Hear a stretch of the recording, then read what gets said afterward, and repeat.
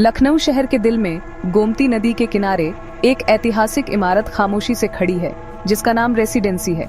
आज यह भले ही खंडहर हो, लेकिन इसकी टूटी हुई दीवारें और गोलियों के निशान उस तूफानी दौर की कहानी सुनाते हैं, जब इसने 1857 की क्रांति को अपनी आंखों से देखा था। यह सिर्फ एक इमारत नहीं, बल्कि भारत के इतिहास का एक महत्वपूर्ण पन्ना है। क्रांति से बहुत पहले यह जगह ब्रिटिश ईस्ट इंडिया कंपनी के लिए एक प्रशासनिक केंद्र हुआ करती थी।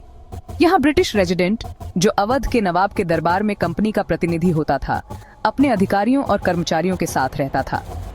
यह परिसर काफी बड़ा था और इसमें कई इमारतें, बाग बगीचे और रहने के क्वार्टर शामिल थे, जो ब्रिटिश शक्ति और शान का प्रतीक थे। रेसिडेंसी का निर्माण अवध के नवाब सादत अली खान द्वितीय के शासनकाल में शुरू हुआ और 1800 के आसपास पूरा हुआ।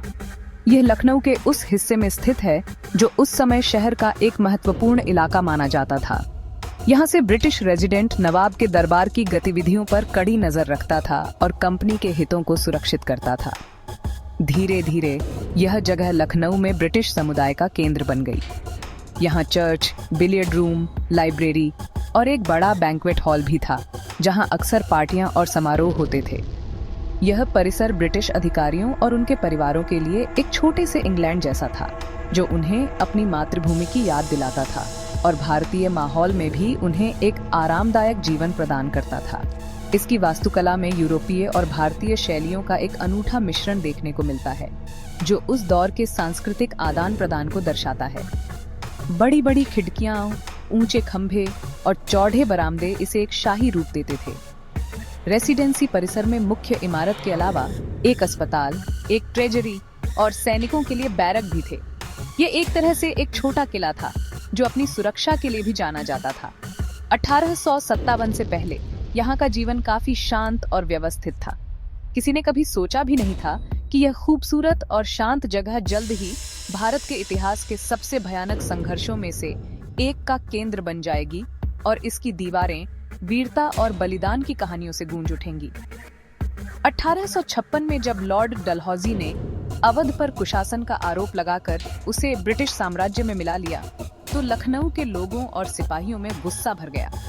नवाब वाजिद अली शाह को कोलकाता भेज दिया गया और रेसिडेंसी अब सीधे ब्रिटिश शासन का प्रतीक बन गई। यह घटना 1857 की क्रांति की आग में घी का काम कर गई।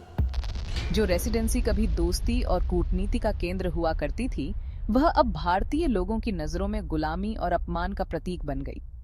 यही वजह थी कि जब 1857 में विद्रोह की चिंगारी भदड़ की, तो क्रांतिकारियों का सबसे पहला और मुख्य निशाना लखनऊ की यही रेसिडेंसी बनी, क्योंकि इसे जीतना उनके लिए अपनी खोई हुई आजादी और सम्मान को वापस पाने जैसा था।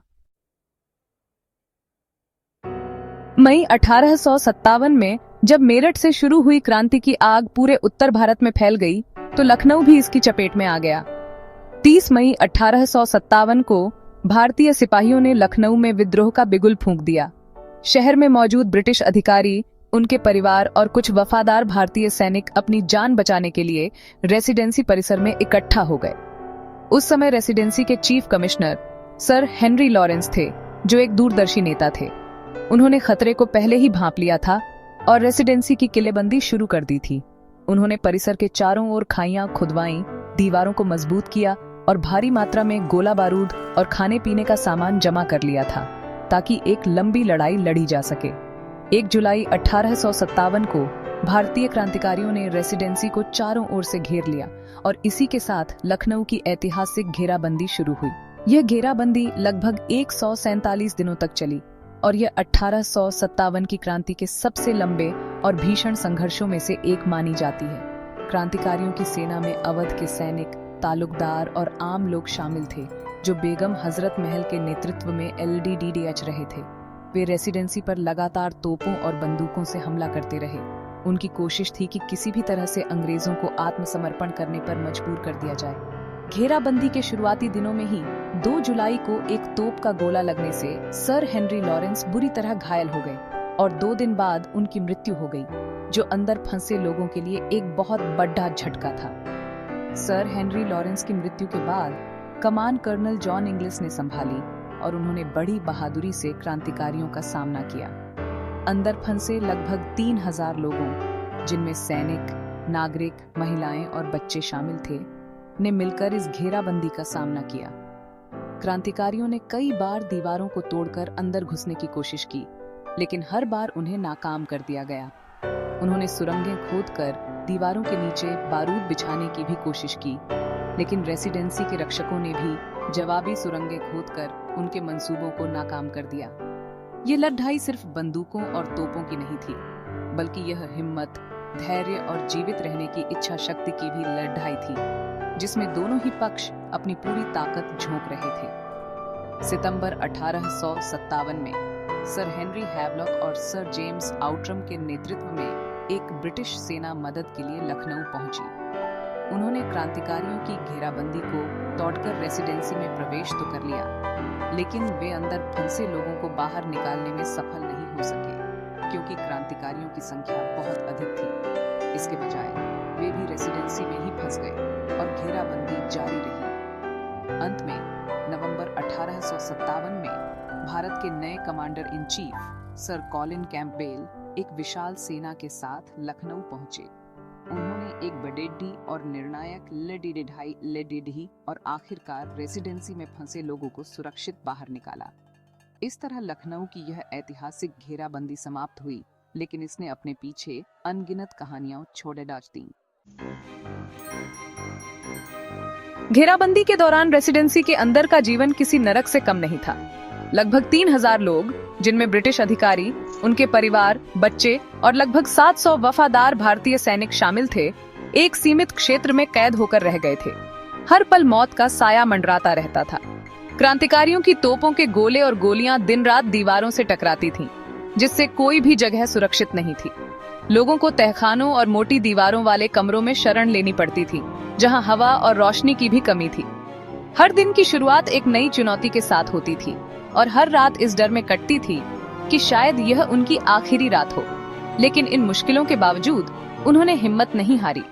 भोजन और पानी की कमी सबसे बड़ी समस्या बन गई थी। घेराबंदी लंबी खींचने के साथ राशन धीरे धीरे खत्म होने लगा। लोगों को घोड़ों, गधों और यहाँ तक कि कुत्तों का मांस खाकर गुजारा करना पड़ी आज रहा था।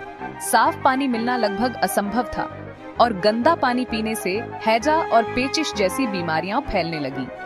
हर दिन कई लोग लड़ाई में मारे जाने के बजाय बीमारियों की वजह से अपनी जान गंवा रहे थे। डॉक्टरों और नर्सों के पास दवाइयों की भारी कमी थी, फिर भी वे दिन रात घायलों और बीमारों की सेवा में लगे रहते थे। बच्चों और महिलाओं की हालत सबसे ज्यादा दयनीय थी, जिन्होंने इस भयानक माहौल में अकल्पनीय पीड़ा सही। इन कठिन परिस्थितियों में भी अंदर फंसे लोगों ने अनुशासन और साहस का परिचय दिया। सैनिकों के साथ साथ आम नागरिकों ने भी रक्षा में सक्रिय भूमिका निभाई। पुरुष दीवारों पर पहरा देते, खाइयां खोदते और टूटी हुई दीवारों की मरम्मत करते, जबकि महिलाएं घायलों की देखभाल करती, गोलियां बनाती और बच्चों को संभालती। भारतीय सिपाहियों ने, जिन्होंने अंग्रेजों का साथ देने का फैसला किया था, अपनी वफादारी और बहादुरी का अद्भुत प्रदर्शन किया। वे कंधे से कंधा मिलाकर ब्रिटिश सैनिकों के साथ LDDA और रेसिडेंसी की रक्षा में महत्वपूर्ण भूमिका निभाई। उनका योगदान इस घेराबंदी की कहानी का एक अहम हिस्सा है, जिसे अक्सर नजरअंदाज कर दिया जाता है। इस संघर्ष में कई महत्वपूर्ण व्यक्ति शामिल थे। सर हेनरी लॉरेंस, जिन्होंने अपनी दूरदर्शिता से घेराबंदी की तैयारी की थी, एक नायक के रूप में याद किए जाते हैं। उनके बाद कर्नल इंग्लिस ने सफलतापूर्वक नेतृत्व संभाला।